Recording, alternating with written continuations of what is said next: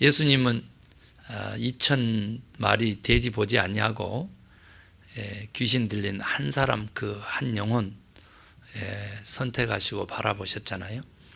이제 그렇게 함으로써 오히려 예수님이 거라사 지방에서 쫓김을 당하게 됩니다. 쫓김을.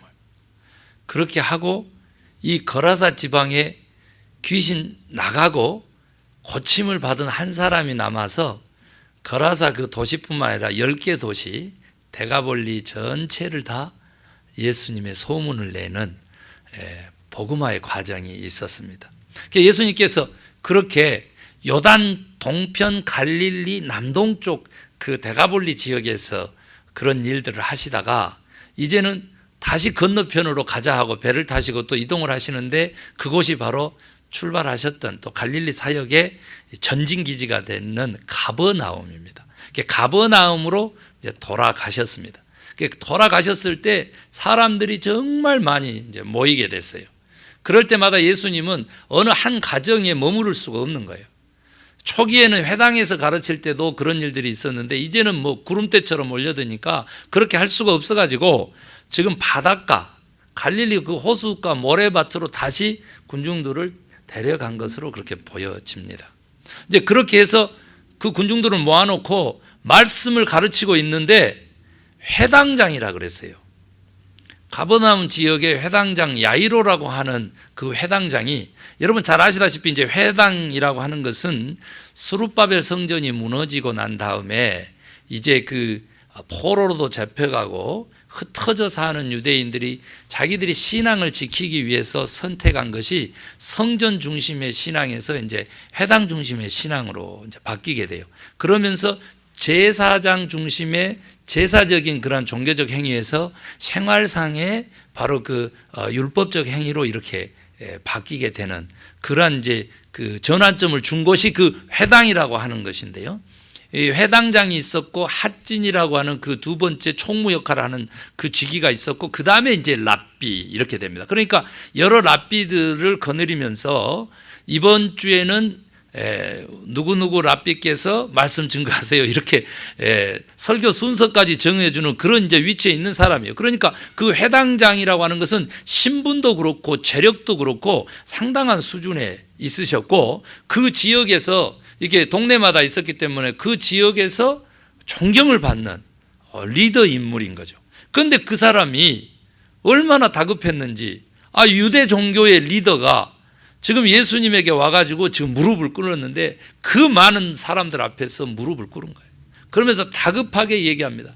내 어린 딸이 죽게 되었으니 오셔서 안수하셔서 우리 딸이 구원을 받게 도와주세요. 이렇게 간청을 하게 됩니다. 안수하시고 손으로 그리고 구원받게 도와주세요. 간청을 하게 됩니다. 예수님이 어떻게 하셨을까요? 가자. 그리고는 이제 이동해 가시는 거예요. 간청을 하시니까. 그러니까 얼마나 많은 사람들이 또 우르르 따라가. 그 따라가는 과정에 야이로의 그 집, 가정집으로 그 회당장의 집으로 들어가기 전에 한 여인이 갑자기 등장합니다. 이름하여서 12해, 12년 동안 하혈하는, 혈우병이라고 이제 이렇게 표현이 되어 있는데, 하혈으로 그렇게 보면 되겠습니다. 멈추지 않는 거예요. 그러니까 자궁에 문제가 있었을 것으로 주석가들은 그렇게 보고 있습니다. 그런데 이 여인이 마음속으로 생각했다는 거예요. 내가 예수님 소식을 들었는데 혹시 문둥병도 고치고 중풍병자도 치유하고 모든 질병을 다 고치신다 그러니까 나도 예수님 옷자락만이라도 만지면 나을 것 같다. 그런 믿음이 속에 생겼다는 거예요. 그런데 지금 어느 정도 입장이냐면요. 야이로 이 회당장도 급했지만 지금 딸이 죽게 생겼으니까 급했지만 이 여인은요 12년 동안 의사들에게 고통을 받았다 그랬어요. 왜냐하면 이제 병은 낫지 않고 이렇게 해봐라 저렇게 해봐라 한 대로 이제 하다 보니까 그러다 보니까 뭣도 탕진했다고 가산도 탕진을 했다 이렇게 지금 표현하고 있는 거예요. 그런데 만약에 이쯤 됐으면 같이 살 남자도 없는 거죠. 그렇게 소외되고 외톨이되고 가진 거 하나 없고 거지돼서 이제 이래 주구나 저래 주구나 이제 이런 상황에서 그 절박함을 안고 간절함을 안고 예수님의 옷자락을 만지는데, 아시다시피 그때 당시 유대 나라의 로마의 식민지였을 때 여자는 물건이야. 사람으로 치질 않았어요. 그래서 그 대중들 그 속에서 여인이 비집고 가서 예수님 옷자락을 잡는다라고 하는 것은 말 그대로 누가 보면 돌멩이 맞을 그런 짓이죠. 그런데 이 여인은 그 일을 뒤쪽으로 와서 행한 거예요. 그랬더니 어떻게 됐다고? 그 즉시, 옷깃이에요, 옷깃. 예지도 오브 클러스야. 그러니까 이 끝털이 살짝 만졌는데 그 시로 즉시 몸에서 혈루의 근원이 말라가지고 병이 치유된 것을 즉시 느꼈다는 거예요. 너무 이제 좋았겠잖아요. 그래가지고 잠시 그냥 감동을 하고 있었을 때 예수님께서 갑자기 누가 내 옷을 만지냐 이러니까 얼마나 황당한 그 얘기겠어요. 어지간하면 제자가 아니 이렇게 지금 등 떠밀려서 가는 마당에 누가 내 옷 만진다라고 하는 그 말씀이 맞기나 합니까? 이렇게 하면서 이제 힐난을 하는 거예요. 그러자 예수님은 이놈이 까불고 있어 이래야 되는데 그 신경 안 쓰시고 돌아서서 여인을 찾는 겁니다. 그러자 이제 이 여인이 아이고 들켰구나 큰일 났구나 하고는 그 사람들 앞에서 무릎을 탁 꿇고 자초지종을 얘기를 하게 돼요. 그러자 오늘 우리가 읽은 본문, 이 여인에게 예수님이 하는 말씀이 따라 그런 거예요. 따라.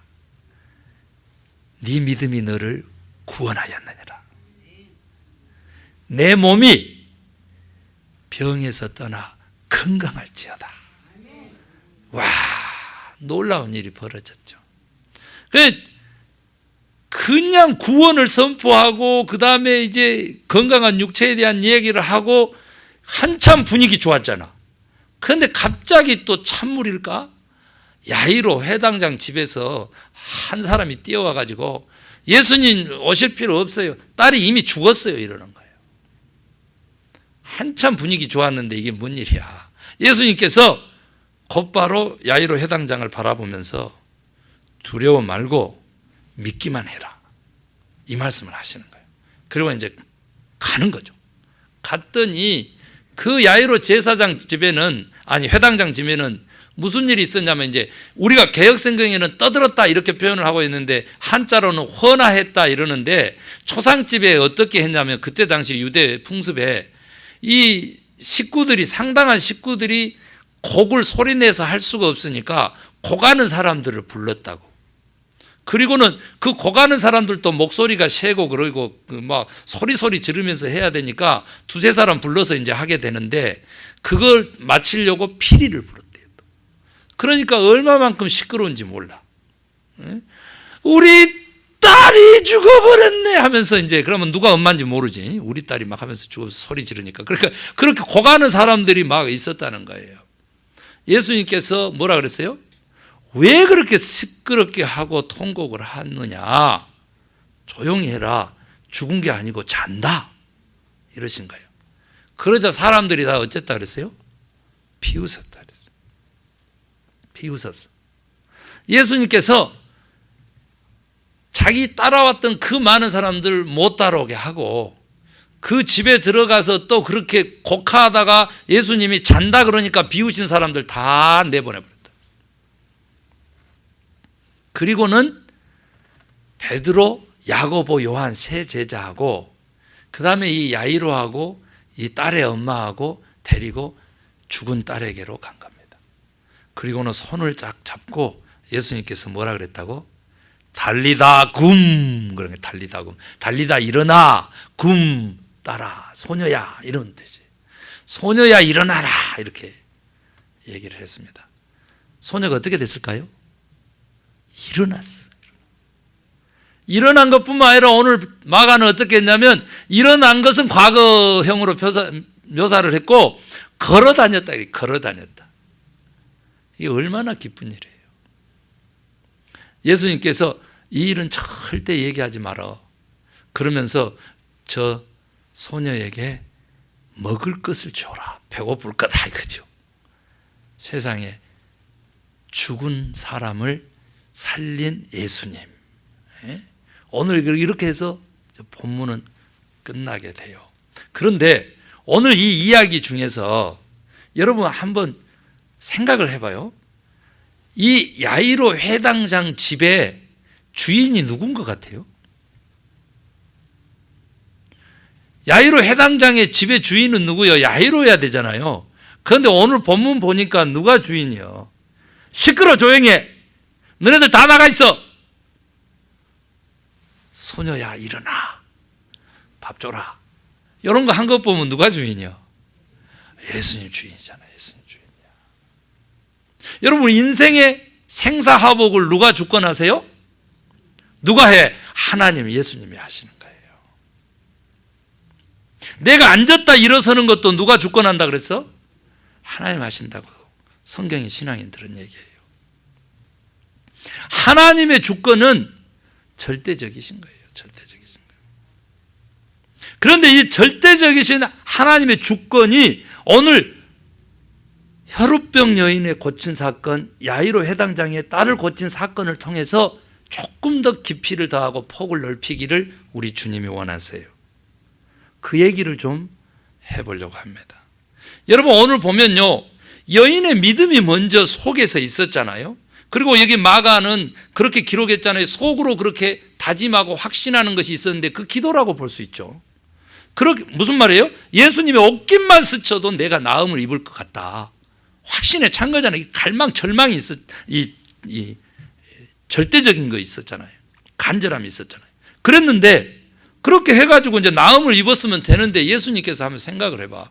주변을 밀치고 여인을 찾아. 아니 좀 몰래 해주면 안 돼? 그 생각해 보셨어요? 저는 질문했어요. 예수님 좀 몰래 해주면 안 됐습니까? 그 말이지. 뻔히 알면서 이 여인의 형편을 몰랐겠어요? 마가도 알아서 기록을 해놨는데 몰랐냐고. 알면서 그럴 수가 있냐 이거죠. 하나님이신데, 예수님이신데 너무하셨다. 낫게 해주시는 거 생색내시려고 하셨나? 이런 생각도 할 수 있잖아요. 그런데 아니라는 거예요.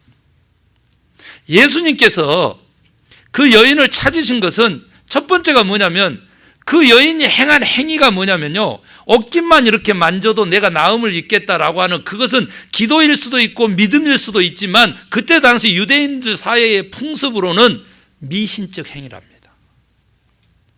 이것이요, 우리 교회의 중세시대 교회 개혁하기까지 선물 숭배 사상, 그래가지고 동방교회 서방교회도 나누었고요, 그리고 나중에 이거 가지고 뭐 면죄부까지 나아가게 되는 그 근본 원인들이 이런 선물 숭배 사상에 있었어요. 미신적인 거예요. 미신적. 그 행위가, 그 여인의 행위는 미신적 행위였다는 거죠. 그렇게 해가지고 이 나음을 입어버리면 복음의 온전한 것, 신앙의 온전한 것, 믿음의 온전한 것, 구원의 온전한 모습들을 우리가 추구해 갈 수 없기 때문에 예수님께서 그 여인의 상황을 알았음에도 불구하고 그 많이 모인 사람들 앞에서 그 여인을 찾고 돌려 세웠는데 진짜 목적이 뭐냐 그거죠. 딸아, 내 믿음이 너를 구원했다. 네 몸이 병에서 놓아 건강할지어다. 이 얘기 해주려고 했냐 그죠. 맞죠? 그런데 여러분요, 구원의 개념 오늘 나왔잖아요. 믿음도 나왔잖아요. 그리고 건강 문제도 나왔잖아요. 그런데 그것이 하나도 중요한 목적이 아니라는 거예요. 예수님이 진짜 그 여러 사람 앞에서 그 병든 여인을, 거지가 된 여인을, 고통받고 있는 여인을 그냥 공개적으로 돌려 세워가지고 누가 내 옷 만졌어? 네가 만졌어? 하면서 자초지종 얘기를 다 듣고 이런 얘기를 선포하기까지 예수님이 원하신 것은요, 미신적 행위를 그치고 인격 대 인격 이 전인적인 만남을 원하신 거예요. 병 고치는 것은 이건 그냥 은혜로 따라오는 거고, 구원이라고 하는 것을 우리가 생각해 보세요. 내가 이거 설명하고 할게요. 구원이라고 하는 걸 생각을 해봐요. 우리 신학적으로는 임의와 아직의 개념이 있다고 하고, 우리가 구원 그러면 지금 예수를 믿는 사람들은 다 저 천국 가서 영원히 사는 거 그렇게만 생각을 해. 그리고 내 영혼이 하나님 품에 안긴 거 뭐 이렇게만 구원을 생각한다고. 그런데 오늘 본문에 보면 예수님은요, 병 고치는 것도 구원이라 이거예요. 이 여인이 그랬던 것처럼 예수님 옷깃만 스쳐도 내가 구원을 얻으리라 확신했다고 그렇게 나오거든요. 그 예수님도 네 믿음이 너를 구원했다 하면서 곧바로 설명을 해준다니까. 네 몸이 건강하게 된 거, 그거 어쩐다는 거예요. 병든 몸으로 죽어가는 여인을 구원한다는 것은 건강한 몸을 되돌려 주는 것이죠. 병을 쫓아내고 고쳐내고. 아멘입니까? 그래서 구원이라고 하는 것이 영혼뿐만 아니라 육체적인 구원도 예수님이 말하고 있는 것도 사실이에요. 여기 나올 수 있잖아요. 그 다음에 또 믿음이라고 하는 것도 우리가 믿기만 하면 구원 얻는구나 라고 했지만 여기 보니까 구체적인 행위를 통해서 이거 뭔가 있는 거예요. 왜? 야이로도 무릎을 꿇었잖아. 와서 손으로 안수해서 내 딸이 좀 구원받게 해주세요. 고침받게 해주세요가 아니고 구원받게 해주세요 그랬잖아요. 그래서 믿음으로 구원 얻는데 죽었다는 소식 앞에서도 놀라지 말어, 믿기만 해, 믿음을 강조했잖아요. 그런데 그 믿음이라고 하는 것도 이렇게 가만 보면 믿습니다 이게 아니고 실질적으로 행위도 동반되는 거잖아요. 무릎 꿇는 것도 동반되고 쫓아가서 예수님의 옷깃을 붙잡는 것도 믿음의 행위로 같이 표현되는 믿음이라 이 말이에요. 그러나 또 한편 보면은요, 죽었다는 소식 들어가지고 마음속에 내 딸이 이미 죽어버렸어, 절망해 가는데, 희망을 모두 다 잃어가는데 아니 믿기만 해. 이런 걸로 보면 믿음이라고 하는 것이 실질적으로 마음이고 또 의지고 이런 부분도 믿음으로 다 표현되잖아요. 오늘 본문에 지금 굉장히 중요한 얘기가 이렇게 나오잖아요. 그런데 더 중요한 것은 믿음으로 구원 얻는 그 구원이라고 하는 것은 영혼뿐만 아니라 육체도 건강하게 되는 것뿐만 아니라 우리 하나님과 인격적인 온전한 관계를 이룰 때 그것을 진짜 구원이라고 한다 그 말입니다. 아멘입니까? 건강한 육체로도 주님을 만나고, 그래서 그 건강한 육체로 무릎 꿇을 수 있는 그런 겸손한 신앙, 그 믿음, 그 구원 되는 거예요. 그런 것뿐만 아니라 이거 미신적인 행위 하나로 병이 낫게 돼버리고 능력이 나가게 돼버리고, 그것보다는 인격 대 인격으로 만나는 거죠. 내가 이런 사정이 있었습니다. 예수님 그래서 굶어 죽게 된 게 아니고 병들어 죽게 됐고 거지가 됐습니다. 고통받았습니다. 이런 얘기를 예수님이 공감하면서 그 치유의 능력을 바라고 그 다음에 건강해져라 이렇게 얘기한 것은 건강한 삶을 앞으로 살아라 이런 얘기잖아요. 그러면 소외받았을 때 그 모든 것들이 다 관계 회복이 되는 거예요. 그 여인으로는 혹시 남편이 있었으면, 쫓겨났으면, 가까이 하지 못했으면 다시 남편하고 가까이 되는 관계 회복이 있는 것처럼 구원이란 하나님과, 우리 삼위일체 하나님과 온전한 관계 회복을 의미한다는 사실이에요. 그래서 여러분이 진짜 예수님과 희노애락을 같이 하면서, 우리 주님과 희노애락을 같이 하면서 그런 좋은 관계에 놓여 있으면 여러분은 구원받은 하나님의 백성이 되는 겁니다. 아멘입니까? 그리고 영원히 죽어서 천국에서 영원히 사는 것 말고 오늘도 하나님의 나라를 맛보면서 사는 천국 백성 되는 거예요. 그 키가 뭐라고? 주님과의 온전한 인격적인 관계, 그 인격적인 그 만남. 그걸 위해서 예수님께서 그 여인의 처지와 형편 또 아랑곳하지 않냐고 주변 사람들이 다 집중할 수 있도록 그 여인을 찾으셔서 이런 구원을 선포하신 거라고 볼 수가 있어요. 그래서 구원 개념 하나만, 또 믿음의 개념 하나만 오늘 확장돼도 너무 좋은데, 사실은 오늘 본문 전체를 놓고 우리 하나님이 어떤 하나님인 것을 자기 계시한 거거든요. 그래서 살펴봤더니 인생의 생사화복, 죽고 살고 하는 거, 복을 받고 화를 입고 하는 모든 거, 누가 주권하신다고? 하나님이 주권하시네요. 그런데 그 주권이 어떤 주권인지 확장되는 것을 원하세요, 우리 주님이. 그래서 살펴봤더니 다른 표현으로 하면 멋진 표현인데, 하나님의 주권은 관계적일 뿐만 아니라 포용적인 주권이더라 그 말이에요. 이것을 이해하는 것은 우리가 이단 사설에 넘어가지 않냐고, 우리들이 건강한 믿음, 건강한 영성을 소유할 수 있는 믿음의 키포인트. 하나님께서 절대 주권을 행사하시는데 어떤 사람은 버림받을 사람, 어떤 사람은 선택받을 사람, 이렇게 이중예정론을 주장하는 것이 칼빈의 주권론이거든요. 그래서 어찌 보면 절대 주권을 행사하는데 그 절대 주권이 상호 관계성 속에 놓여 있는 포용적 주권이라고 하는 거예요. 이 표현이 지금 어떻게 되는 것인지 그걸 설명을 해보면 여기 보니까 아무 상관도 없어. 예수님 소문만 들었어. 복음이라고 하는 것도 몰라. 이 여인을요, 어떤 주석가는 이방 여인이라고도 해놨어요. 누군지 몰라요. 왜 이방 여인이라고 해놨냐면 유대 여인이 유대 남자, 그것도 외간 남자, 예수님 뭐 납비 지금 행세하고 있는 그 남자를 쫓아가서 옷을 만질 수가 없대요. 그랬으니까 이렇게까지 한 데는 이방 여인일 것이다, 이런 얘기도 해요. 그럼 whatever, 그 여인이 누구든지 간에 간절함을 가지고 요청이 있었잖아.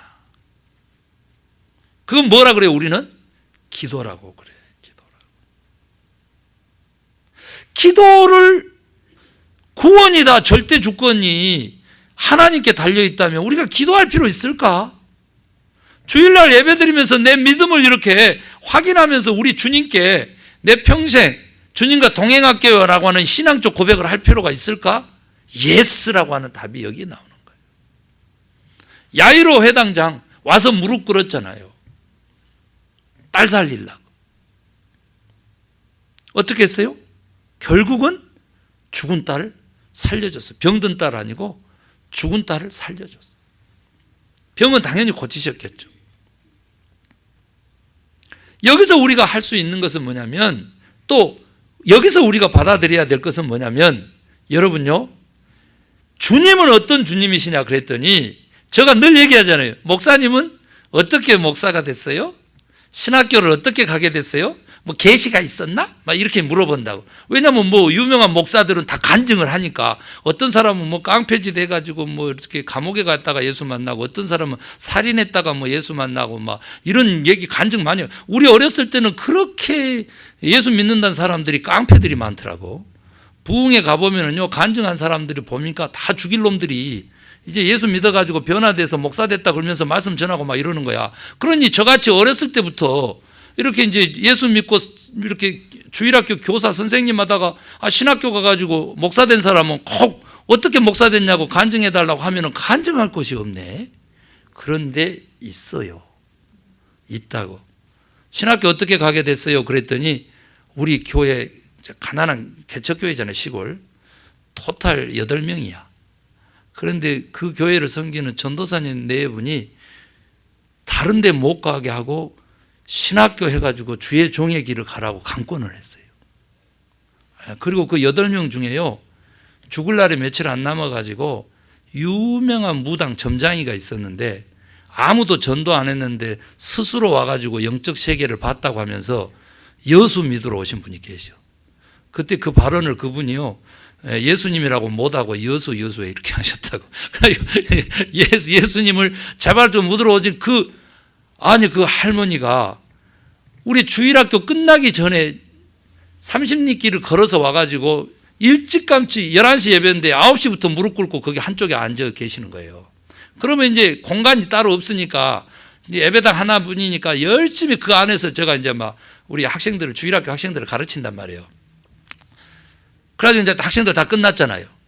교사들끼리 모여가지고 사모님 전사님이 이렇게 모여가지고 4사람 정도 모여가지고 무릎을 꿇고 마친 기도를 딱 이렇게 하잖아요.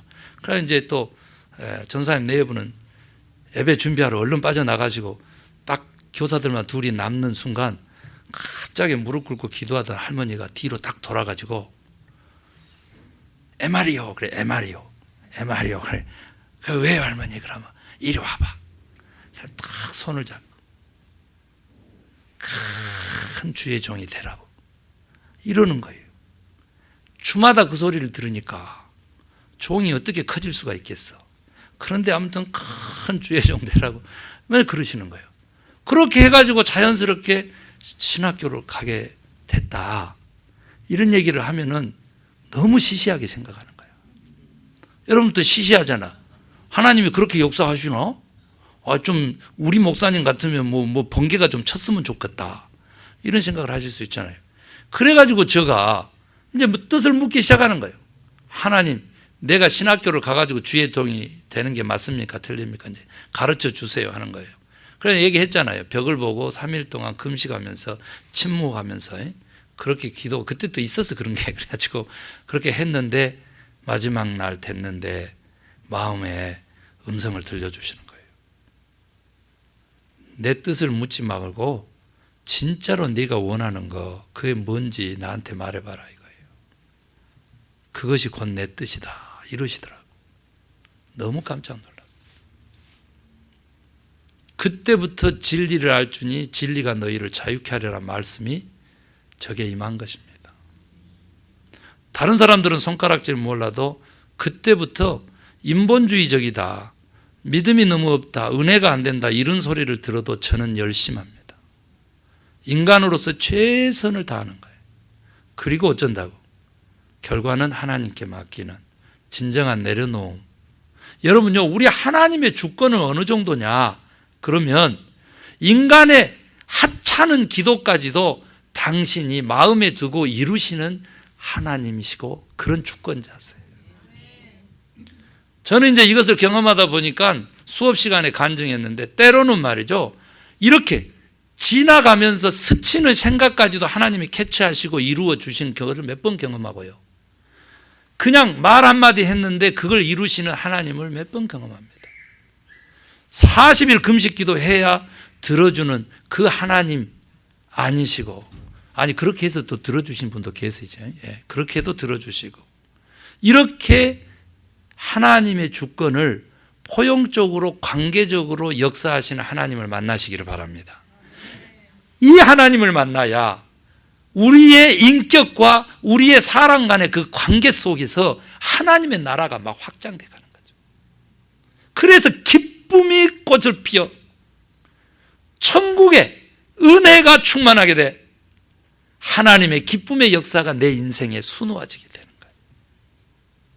이런 하나님을 만나야 되는데 거기 혈루병 여인처럼 미신적 행위로 신앙과 믿음을 포장하면서 그 미신적 행위로 구원의 개념을 가져가면서 영과 육을 구별해 가면서 하나님이 모르시고 하나님이 못 보실 것이다 이렇게 생각하면서 말하고 감정을 품고 생각을 품고 그렇게 살면 안 된다는 거예요. 사랑하는 성도 여러분, 내가 구체적인 얘기는 좀 생략하는 것이 좋아요. 알아서 각자 알아서 하게끔. 그래서 제가 여기까지만 하려고 그러는데 조금 고상한 용어로 우리 하나님이 우리 인생의 주권자신데 관계적이시면서 포용적인 주권을 행하시는 하나님이시라는 거예요. 그분과 온전한 믿음의 관계, 순종의 관계 가지시면 내 몸의 병도 치유받고, 아멘입니까? 내 영혼도 영생하고 하나님 영광 받으시는 인생을 살게 되고 오늘 이 생의 삶도 하나님 통치하시는 하나님의 나라 천국의 삶이 되는 줄로 믿습니다. 그래서 우리 인생이 하나님의 기쁨의 역사를 쓰는, 우리 교회도 하나님의 기쁨의 역사를 쓰는 교회 되기를 간절히 소망합니다. 우리 피아노 반주에 맞춰서 기도하시면서 오늘의 말씀을 나의 말씀으로 바꾸는 결단